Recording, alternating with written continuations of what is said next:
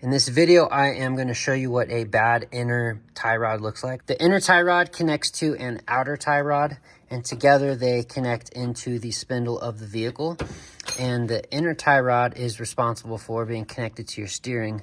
And as you turn your steering wheel, it moves the rod, which then in turn turns your whole wheel assembly. So it plays a critical role in your vehicle's steering. If this is bad, you're going to feel it in your steering wheel and how the vehicle handles. The way that you tell if your inner tie rod is bad is if it no longer has the ability to sustain its own weight when you move it. And it just, when you have the boot off, you can see visibly that you just have the ball in the socket with no more of that grease blocking it. The way that the inner tie rod should work is when you let go of it, it should stay where it's at. There should be tension to it. There shouldn't be this type of play. So this gives no strength and stability to the steering. So whenever you hit bumps or you try to turn your steering wheel, it's not going to be as responsive. So that's what you're going to feel. This is a bad one. This is an example of a brand new one, of course.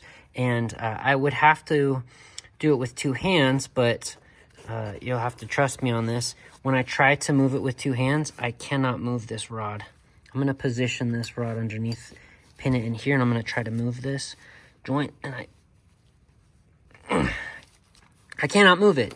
It doesn't mean that it doesn't move. Of course, it is a part that moves, but it is so strong that it's challenging to move, which is the opposite of this one, which is so weak that it can't even hold up its own weight.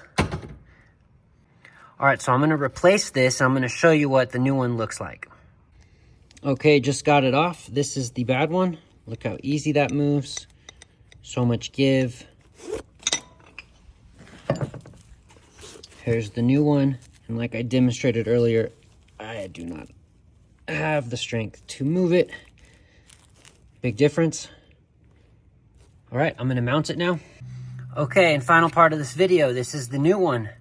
I can move it. It is very stiff. Big difference, right?